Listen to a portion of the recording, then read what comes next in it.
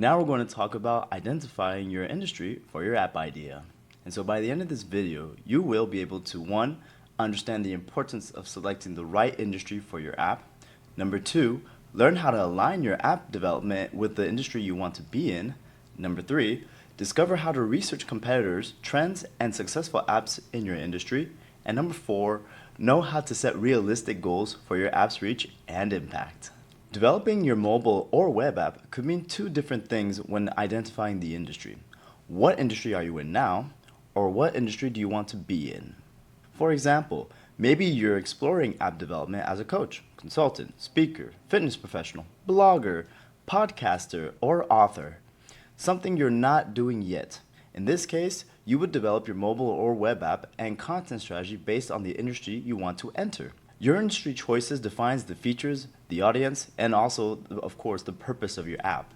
So let's say, for example, you're a fitness coach and you might want to create an app for tracking workouts or delivering coaching plans.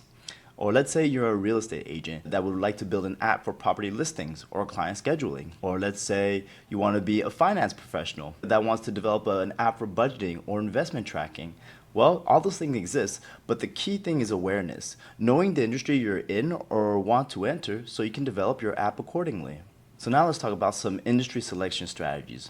Let's say if you go with option one, building in your current industry. If you're already in your target industry and you want to build something in there, let's take again the example of real estate. You can basically develop your app and marketing strategy within that existing framework. The advantages of this is basically you're already understanding the industry, its pain points, and its needs. So you have existing connections and potential early users when it comes to building your app. And of course, your industry knowledge gives you credibility.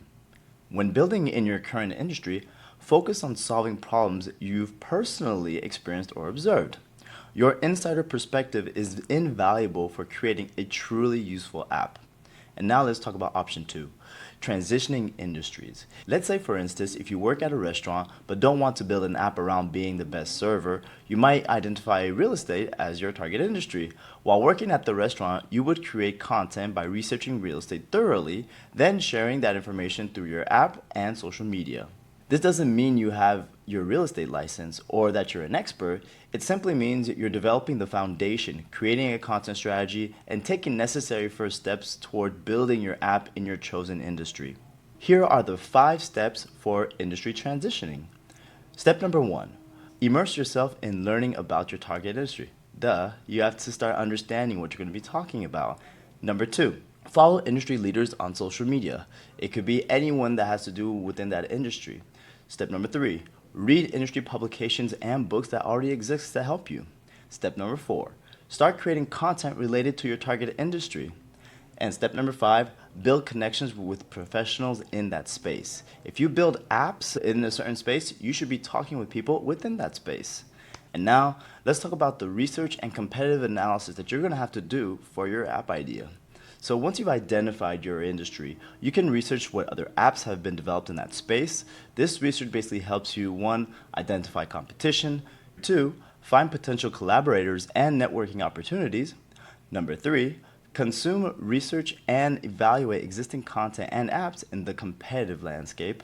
And so that's going to give you the opportunity to really understand what's already out there. So like this, you can build something better than that. Now, let's talk about market research methodologies, especially ones that are going to work in 2025. So check the App Store research module, where you basically type in keywords related to your industry in the Apple and Android app stores. Download and analyze the top 5 to 10 apps in your industry, and of course, read user reviews to identify pain points and opportunities.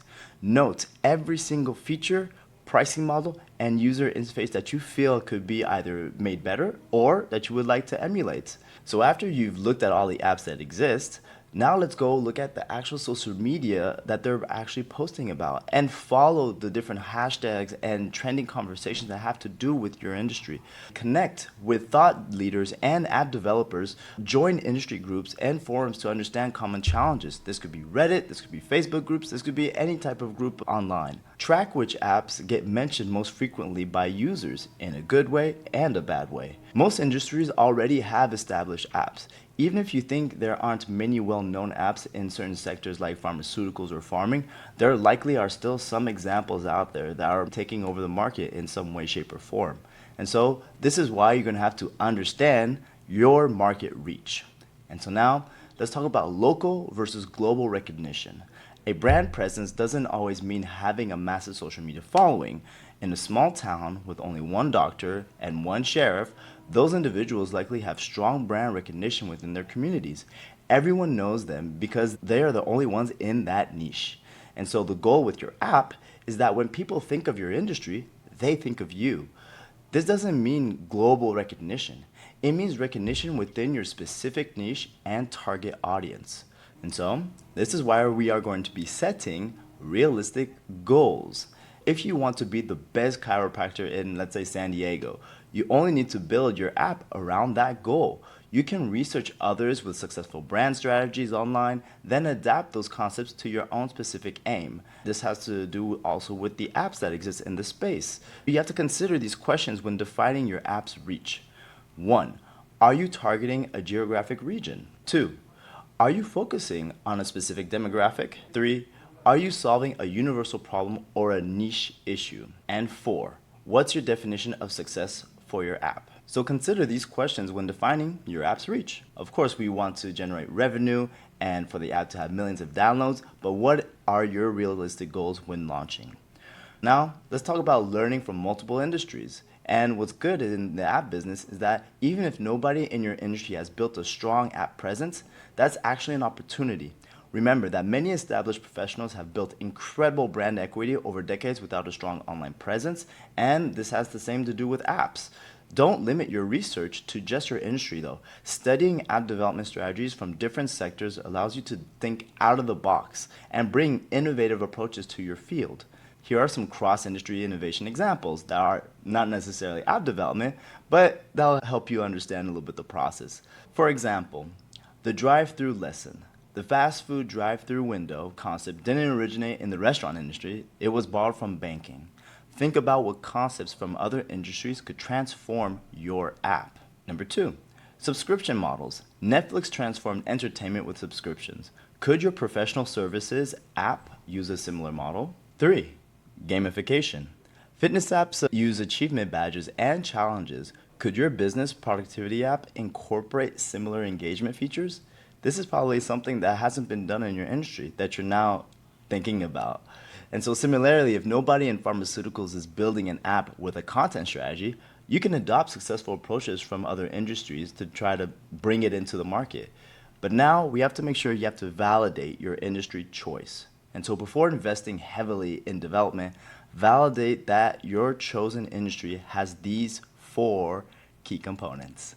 1, sufficient market size. Are there enough potential users to make your app viable? Number 2, real-world problems to solve. Does your app address genuine pain points? Number 3, the willingness to pay. Will users pay for your solution either directly or through in-app purchases or advertising? And number 4, growth potential. Is this industry growing or shrinking? You do not want to build an app in an industry that is dying because that already restrains your pool of potential users. So use tools like Google Trends, industry reports, and direct conversations with potential users to validate these points. I always recommend talking to at least 20 to 30 different people in your target audience. And now let's talk about your effort in learning continuously and always adapting. When you know your industry, developing your app becomes easier and you can conduct more focused research. This research process should never stop. Continuous learning and innovation are essential for growth. I'm not sure you've seen apps like Instagram or Snapchat, but they're always changing because they're always growing based on their users' feedback and their users' usage. Keep researching, not just in the early stages, but throughout your entire app development journey and business growth. Here are a couple things that you can do to help in this process. 1, set up Google Alerts for your industry keywords. 2, subscribe to industry newsletters and publications. 3, attend industry conferences and webinars. 4, schedule regular competitor analysis reviews. 5, collect and analyze user feedback continuously. And 6, don't forget to hop on our online community and to ask us for some feedback. here's a summary of all the key points we just talked about. We talked about identifying whether you're building in your current industry or transitioning to a new one, researching existing apps in your chosen industry to find gaps and opportunities, setting realistic goals for your app's reach and impact. We also talked about learning from other industries to bring innovative approaches to your field. And so, with all this, we are validating your industry choice with market research and committing to continuous learning throughout your app development journey. Thank you so much for watching this video. In the next phase, it will involve narrowing down from your broad industry to a very specific niche and then identifying your target audience. See you then.